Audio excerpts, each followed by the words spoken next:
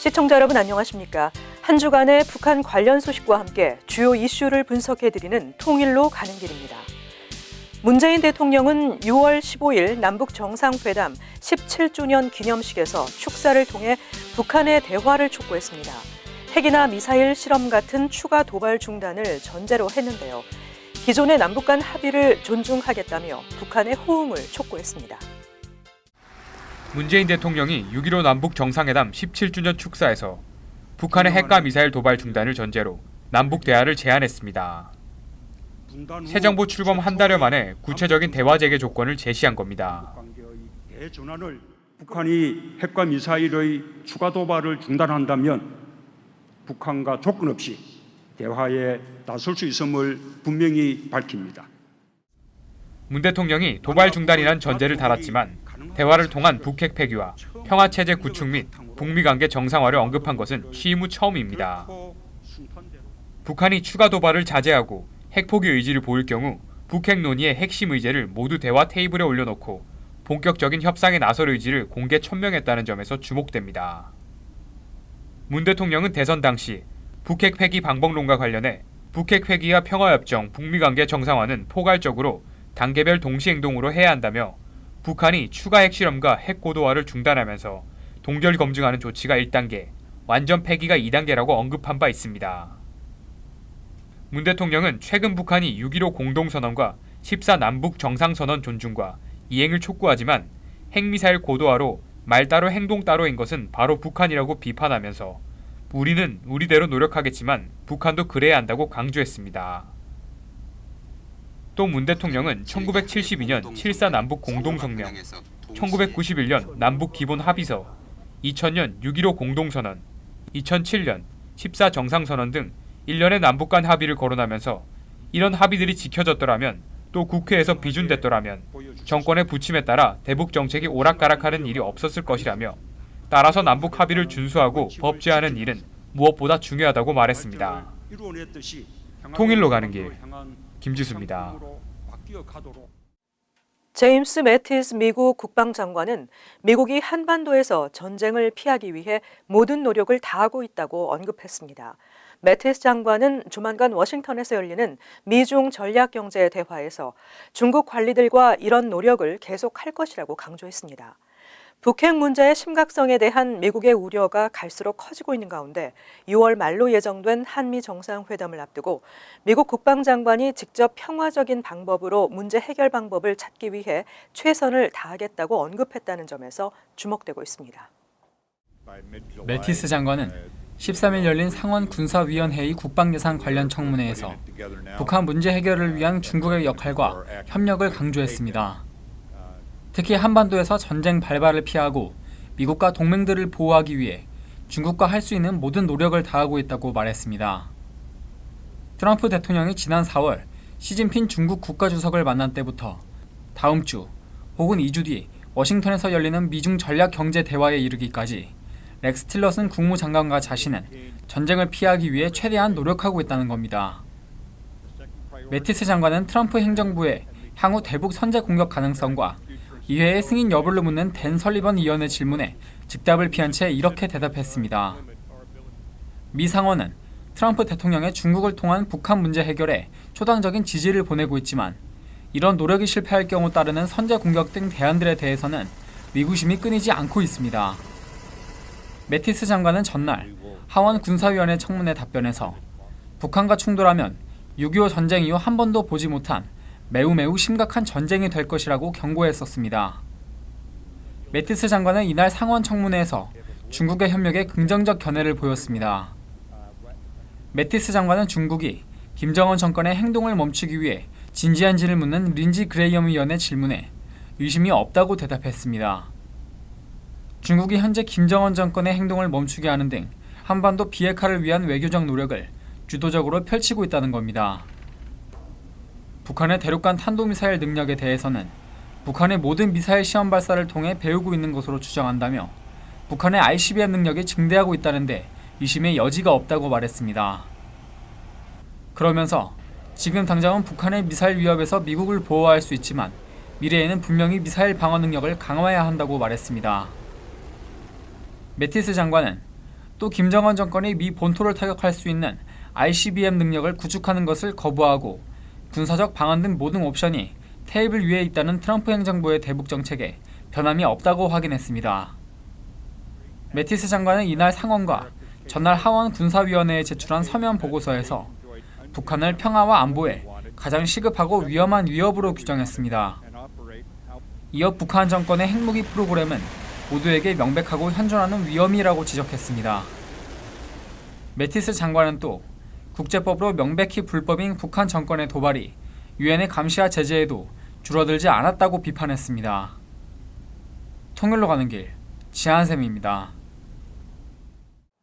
북한이 지난 13일 반국가 혐의로 15년 노동교화형을 선고받고 억류됐던 미국 대학생 오토 원비어를 전격 석방했습니다.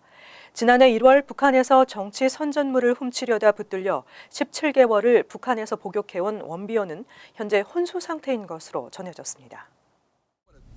AP통신과 뉴욕타임스 등에 따르면 렉스 틸러슨 미국 국무부 장관은 13일 성명을 통해 원비어가 북한에서 풀려나 미국으로 귀환 중이며 그의 가족과 재회할 예정이라고 밝혔습니다. 틸러슨 국무장관은 도널드 트럼프 대통령의 지시에 따라 원비어의 신병을 확보하게 됐다고 덧붙였습니다.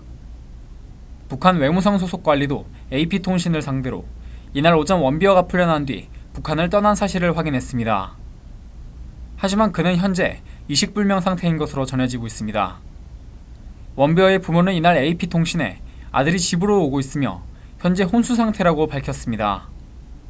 이들은 원비어가 재판 이후 식중독인 보툴리누스 중독증에 걸렸고 수면제를 복용한 후 혼수 상태에 빠졌다는 설명을 북한의 소식통을 통해 전해들었다고 말했습니다. 두 사람은 원비어가 작년 3월 이후 의식불명 상태라는 소식을 불과 일주일 전에 알게 됐다고 언급한 뒤 북한 정권이 우리와 아들을 상대로 잔인한 짓을 하고 테러를 가했다고 비판했습니다. 또 아들이 마침내 사랑하는 사람들 품으로 돌아오게 돼 감사하다고 말했습니다. 뉴욕타임스도 미국 고위 관료를 인용해 원비어가 북한에 억류돼 있는 동안 지속적으로 폭행을 당했을 가능성을 제기했습니다. 이 관료는 원비어가 이러한 지속적 구타로 사망했을 것이라는 우려도 제기된 바 있다고 덧붙였습니다. 버지니아 주립대학 학생인 원비어는 앞서 지난해 1월 북한의 양각도 국제호텔에서 정치 선전물을 훔치려 한 혐의로 체포되었습니다. 이어 같은 해 3월 반국가 범죄 혐의로 재판을 받고 15년 노동교화형을 선고받았습니다. 그는 당시 재판에 앞서 평양에 모인 기자들을 상대로 이 정치 선전물을 가져오면 1만 달러 상당의 중고차를 주겠다는 제안을 받은 뒤 평양행을 선택했다고 주장했습니다. 또 자신이 북한에 억류돼 돌아오지 못하면 20만 달러가 자선 기부금의 형태로 어머니에게 전달될 것이라고도 했습니다. 통일로 가는 길, 지한샘입니다. 이번 석방 발표는 전직 프로농구 선수로 김정은 북한 국무위원장 겸 조선노동당 위원장과 가까운 것으로 알려진 데니스 로스먼이 북한을 방문한 가운데 이루어졌습니다. 로드먼은 트럼프 대통령이 진행하던 TV 프로그램인 Celebrate Apprentice에 출연하며 트럼프와 인연을 맺었는데요. 이에 따라 그가 이번 방북에서 양국 간 긴장 완화를 위한 민간 특사 역할을 하는 것이 아니냐는 기대도 일각에서 일고 있습니다. 로드먼은 그동안 북한을 4차례 방문했지만 트럼프 대통령 취임 이후 방북은 이번이 처음이라고 AP통신은 전했습니다. 하지만 원비어의 석방 과정에서 로드먼이 모종의 역할을 했는지 여부는 확인되지 않고 있습니다. 원비어가 석방됨에 따라 현재 북한에 억류 중인 미국 국적자는 한국계 미국인인 김학송 씨와 김상덕 씨, 김동철 목사 등 3명입니다. 김상덕 씨는 한 달간의 방북 일정을 마치고 지난 4월 21일 평양국제공항에서 출국 수속을 밟던 중 북한 당국에 체포됐고 김학송 씨는 농업기술 보급 활동을 해오다 지난달 6일 적대 행위 혐의로 평양역에서 붙잡혀 구금되었습니다. 김동철 목사는 2015년 10월 북한 당국에 체포돼 간첩 및 국가전복 혐의로 10년 노동교화형을 선고받았습니다. 틸러슨 장관은 이들 3명의 억류자에 대한 석방 노력을 기울이고 있다고 말했습니다. 통일로 가는 길, 지한샘입니다. 북한에 17개월 동안 억류됐다 혼수 상태로 석방돼 귀국한 미국 대학생 오토 원비어는 광범위한 뇌 조직 손상을 입었다고 의료진이 발표했습니다. 당초 북한이 주장했던 식중독은 아니라고 설명했습니다. 원비어가 입원해 있는 오하이오주 신시내티 주립대병원 의료진은 기자회견을 통해 그가 안정적이지만 외부의 자극에 반응하지 않는 식물인간의 상태라고 밝혔습니다. 북한이 주장하는 식중독인 보톨리누스 중독증의 증거는 나타나지 않았으며 가혹행위를 뒷받침할 만한 신체적 외상이나 골절의 흔적도 없었습니다. 이 병원의 신경과 전문의 데니얼 켄터 박사는 기자회견에서 원비어의 신경 상태를 가장 적합하게 기술하는 용어는 깨어있지만 반응하지 않는 상태라고 말했습니다. 켄터 박사는 원비어는 말을 이해하고 구두 지시에 반응하며 주변을 알아본다는 어떠한 신호도 보이지 않고 있다고 말했습니다. 원비어는 호흡 보조 장치 없이 숨을 쉬며 심장을 비롯한 장기들이 정상적인 기능을 하고 있습니다. 켄터 박사는 자연스럽게 눈을 뜨고 깜빡인다며 그러나 말을 하지 못하고 자신이 의도하는 어떠한 동작이나 행동을 하지 못한다고 설명했습니다. 뇌 자기 공명 영상에서는 심각한 뇌조직 손상으로 판독됐습니다. 켄터 박사는 뇌의 모든 부분에서 광범위한 뇌조직 손상이 발견됐다며 이런 종류의 부상은 일반적으로 심폐 기능이 정지하면서 뇌조직이 죽을 때 나타난다고 설명했습니다. 뇌로 혈류와 산소 공급이 차단되면서 나타나는 뇌조직 손상과 같다는 것입니다.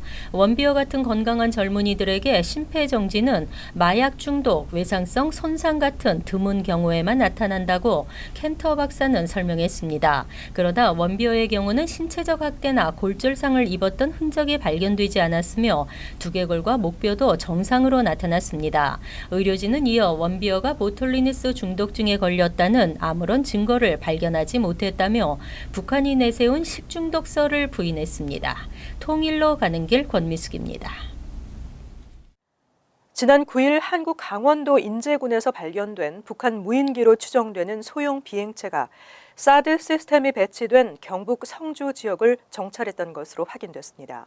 특히 사드 배치 장소인 성주 골프장 상공에서 10여 장의 사진도 촬영한 것으로 드러났습니다.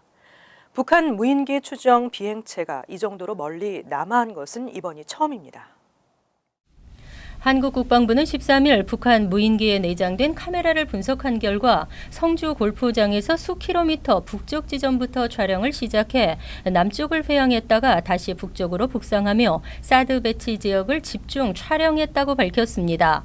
무인기가 찍은 사진에는 지난 4월 26일 배치된 발사대 2기와 사격 통제 레이더 등의 모습도 담겨 있어 사드 체계 배치 이후 촬영한 것으로 보입니다.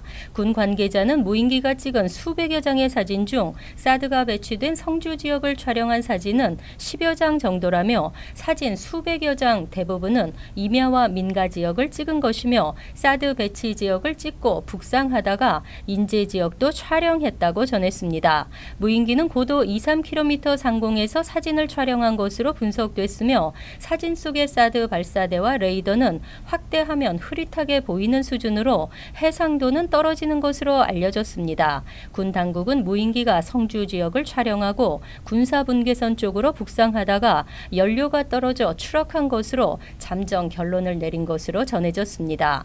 앞서 지난 2014년 3월과 4월 경기 파주 백령도, 강원 삼척 등에서 발견된 북한 무인기들은 수도권과 서북, 도서 지역 등 상대적으로 군사분계선과 가까운 지역을 정찰한 것으로 확인되었던 바 있습니다. 이번에 무인기가 발견된 강원 인제군 야산에서 가까운 군사 분계선과 경북 성주 골프장 사이의 거리는 약 270km에 이릅니다. 비행거리가 대폭 늘어나는 등 북의 무인기 기술 수준이 높아진 것으로 보입니다. 김영우 국회 국방위원장은 이날 오후 합동참모본부의 관련 보고를 받고 레이더에 탐지 안 되는 크기의 무인 정찰기가 영공에 들어오면 속수무책인 상황이라며 군은 대형 첨단 무기로 사이즈 늘리기에만 신경 쓰지 말고 실질적인 위협에 대응하기 위한 시스템을 갖춰야 할 것이라고 말했습니다. 통일로 가는 길 권미숙입니다.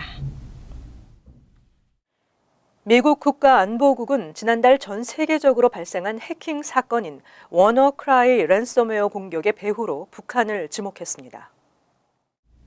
NSA는 지난주 전략적 분석을 통해 북한의 정찰 총국이 연루돼 있다는 평가를 내부적으로 내렸다고 14일 미국 일간 워싱턴 포스트가 정보당국 관계자를 인용해 보도했습니다.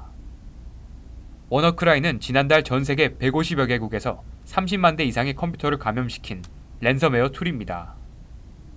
NSA는 워너크라이 외 지난해 섀도우 브로커라는 해킹 그룹에 의해 발생한 해킹 사건도 정찰 총국이 개입한 것으로 의심하고 있습니다.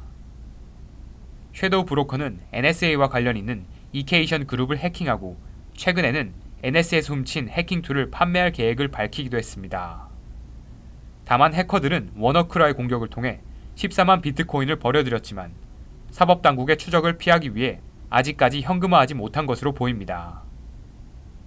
북한이 워너크라이 공격의 배후라는 정황은 공격에 사용된 IP 주소가 중국에서 정찰 총국이 사용해오던 범주라는 점에서도 뒷받침됩니다.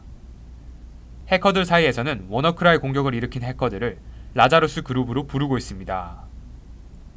미국 토안보부 산하 컴퓨터 비상 대응팀과 연방수사국은 13일 발령한 공식 경보를 통해 북한 측 해킹 조직의 명칭을 히든 코브라라고 공개했습니다. 2009년 이후 히든 코브라가 미국을 위시한 세계 주요 국가들의 언론사, 항공우주 관련 기관, 금융기관, 주요 기반시설 등을 타깃으로 해킹 공격을 시도해왔다고 주장했습니다. 북한은 고립된 체제의 특성상 컴퓨터 제반 여건을 제대로 갖추지 못하고 있지만 한국의 주요 기관들을 공격하고 김정은 체제의 자금 조달을 위해 사이버 공격을 활용할 수 있는 수준의 능력을 보유한 것으로 평가받고 있습니다. 보안 전문가들은 북한이 지난해 뉴욕 연방준비은행의 방글라데시 중앙은행 계좌를 해킹해 8,100만 달러를 부정 인출하는 등 아시아 지역에서 은행을 상대로 한 일련의 사이버 공격에 배후 노릇을 한 것으로 지목하고 있습니다. 통일로 가는 길, 김지수입니다. 미국 정부가 경제 제재 대상인 북한은행에 돈 세탁을 대신해준 중국 기업을 기소하고 법원에 관련 자금 190만 달러에 대한 압류를 요청한 것으로 알려졌습니다. 이번 조치는 최근 미국 정부가 북한에 대한 국제사회의 자금줄을 끊기 위해 중국 등에 대한 압박을 한층 강화하는 가운데 나온 것이어서 주목되고 있습니다. 미국의 검찰이 기소한 중국 기업은 민정국제무역회사로 제재 대상인 북한 정부 산하 조선무역은행의 달러화 거래를 지원한 혐의를 받고 있습니다. 워싱턴 DC 연방검찰은 성명을 내고 선양에 본사를 둔 이 회사가 중국 계좌를 이용해 돈 세탁을 한 뒤 북한의 자금을 이체했다고 밝혔습니다. 공소장에 따르면 민정국제무역회사는 지난 2015년 10월과 11월 중국은행 계좌를 이용해 190만 달러를 송금했습니다. 이는 2013년 3월 미 재무부에 의해 제재 대상에 오른 조선무역은행을 대신해 돈을 송금한 것이므로 미국 법에 위배된다고 검찰은 설명했습니다. 조선무역은행의 해외 비밀 지점을 위장하기 위한 간판처럼 회사가 운영됐다고 지적했습니다. 월스트리트 저널은 민정국제무역회사를 통해 외환결제 제휴은행 계좌와 외국 직원을 고용하는 해외 사무소를 유지하는 방식이 활용됐다면서 이는 북한이 자금 세탁을 위해 널리 사용되는 방법이라고 밝혔습니다. 또 이날 압류 요청한 190만 달러는 미국 정부의 북한 자금 몰수로는 최대 규모 중 하나라고 설명했습니다. 앞서 렉스 틸러슨 미 국무장관은 하위 외교위 청문회에 출석해 대북 압박에 대한 중국의 적극적인 역할을 강조하며 북한의 수입을 지원하는 중국 내 기관에 대해 조치를 하는 것이 필요하다고 말했습니다. 틸러슨 장관은 13일에도 상원 외교위에서 북한의 원유, 석유 원료 등 필수품 공급을 불허하도록 다른 나라와 협력해야 한다면서 북한과 사업 거래를 하는 나라들에 대해 세컨더리 제재를 하는 방안을 검토 중이라고 밝혔습니다.